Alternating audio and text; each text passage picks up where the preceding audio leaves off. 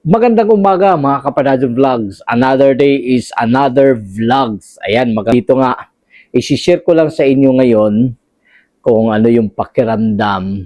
Siguro, ang makaka-relate lang talaga dito mga kababayan ko, mga Kapanadyo Vlogs, ay yung mga nandito sa ibang bansa. Kahit so yung moment na masaya lang.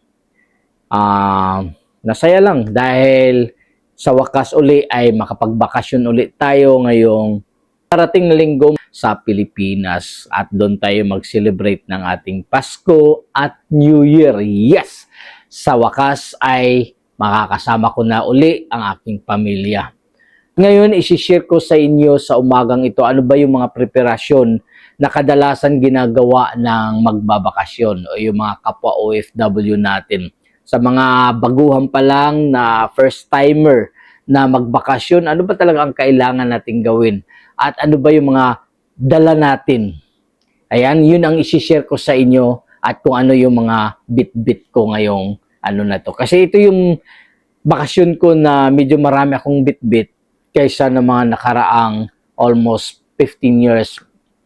Hindi naman ako gano'n nagbit-bit ng mga gamit kasi pinapadala ko lang man sa cargo. Kaso nga lang yung cargo na pinagkatiwalaan ko, hindi ko na lang i-mention, ay hindi na ako magpakargo kasi baka nga matagalan dahil nangyari na yan last year na ang aking bagahe pabalik na ako ng abroad saka pa dumating yung aking bagahe. Maraming makaka-relate sa ganun pangyayari na hindi natin inaasahan na mangyari sa atin na ang bagay ay umabot ng 4 months, 5 months, iba na 1 year na-expirean na ng laman. So, wag na natin patagalin pa. I-share ko na sa inyo kung ano yung mga bit-bit ko. So, dito, meron tayong hand carry lang. Ito, hand carry lang po. Hand carry lang ito. Ang laman lang nito ay mga gadget.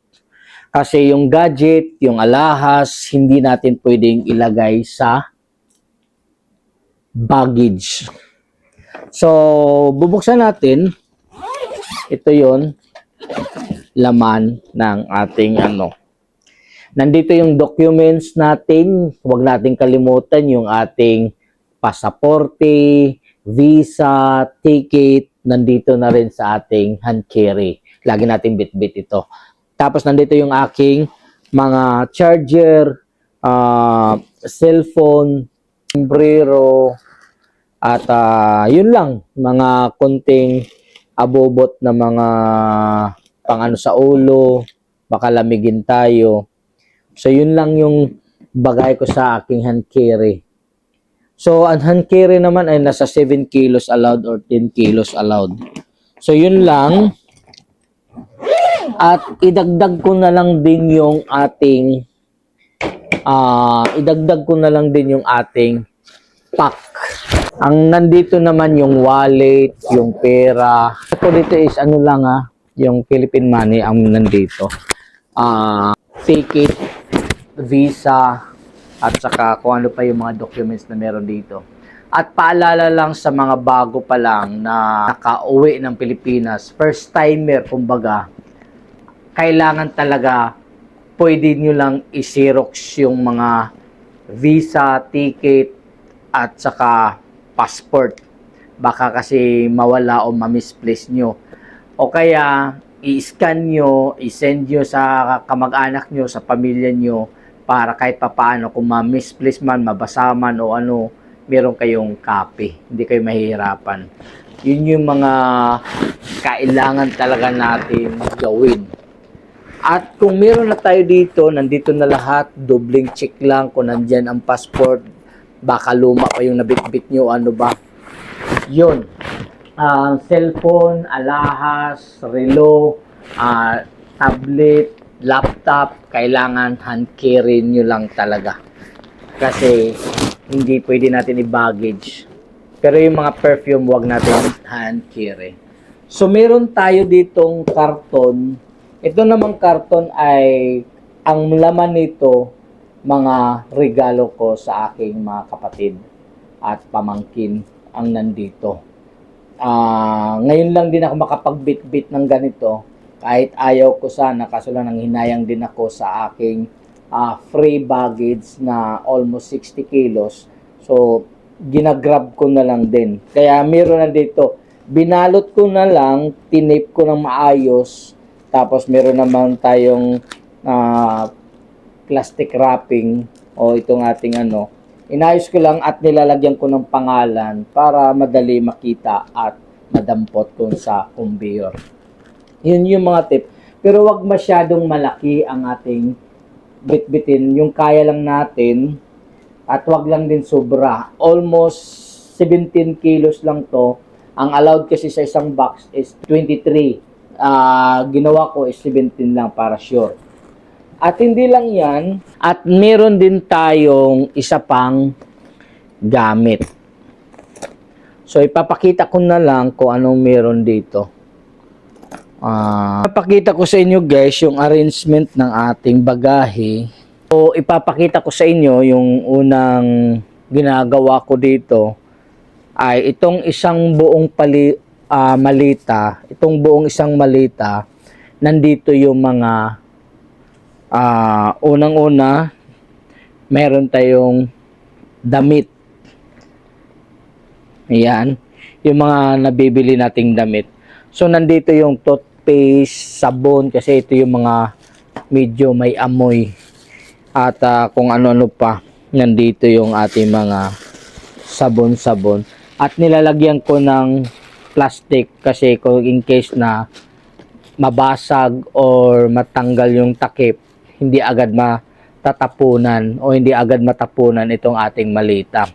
So ito puro lang to mga sabon, mga So nilalagyan lang natin ng damit para hindi mag-umpugan or hindi agad masisira yung Lalagyan mo lang ng ganito. Yan. So para hindi masira. Ang dito naman sa kabila, ang ating makikita,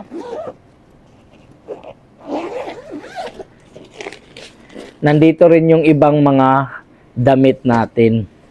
Ayan, mga damit natin to. Ayan. Nandito yung perfume, nandito lahat ng mga mabibili nating mga pasalubong. Ayan, nandito lahat. Yung relo, nandito rin yung relo. May mga damit, nilalagyan ko ng damit para kahit papaano ay hindi mag-uumpugan. So yan. Ganito ako mag-arrange ng aking bagahe. So yung unang malita natin ay sinasabi ko mga sabon-sabon lang, mga shampoo, lotion, nandito lahat. Yun yung una nating bagahe. So, ang nito, timbang ay nasa 21 to 22 kilos. Kasi 23 lang naman ang allowed. So, sana hindi tayo lumampas doon sa target natin. Atin namang pangalawa, dito naman sa pangalawa natin guys, ganun pa rin yung ginagawa ko. Nilalagyan ko pa rin ng damit. Nandito naman yung mga goods o yung mga pagkain natin. Hindi kasi natin pwedeng pagsamahin yung mga shampoo, sabon kasi pumapasok dito yung amoy sa ating pagkain. So, ang nandito lang is yung mga lechon meat. Nandito yung mga pagkain ng nanay, tatay ko. Nandito yung paborito nilang cha, Toblerone, mga kung ano-ano pa yung mga nandito. Puro mga pagkain naman nandito sa box na to. Tapos lalagyan mo lang siya sa ibabaw ng damit para hindi naman siya magkaumpugan or hindi basta-basta agad natatamaan o mababasag kung mayroong mabasagin. Ang dito naman sa kabilang side, nandito na yung mga tsokolate natin na nabili. Ito, yung mga pistachio. Ayan. At tinanggal ko lang sa box para magkasya talaga sila. Ayan. At ito naman mga damit na luma, inuwi ko na lang din para ipamimigay na lang din natin. Kasi hindi na rin naman masusuot dito. Masasayang lang din. So ipamimigay lang din natin. Binakyum ko lang to para lumiit. Yun yung maganda rin. Mabibili rin tong vacuum na to. So mabibili to, ganito yun eh.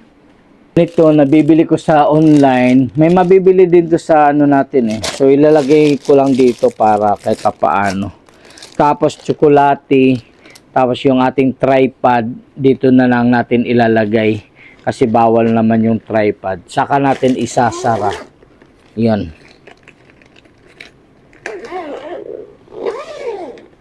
Yan. So ang kilos naman nito ay nasa 22 kilos. Sana nga ay hindi na sumubra. So yun lang talaga ang laman ng ating ano. So yun lang yung ating preparasyon sa pag-uwi nating darating na linggo ay Monday. So linggo pa lang alis na ako dito na madaling araw. Kasi bali Lunes na yon ng alas 2 ng madaling araw. Bali Lunes na. So ito yung aking ano bit-bit.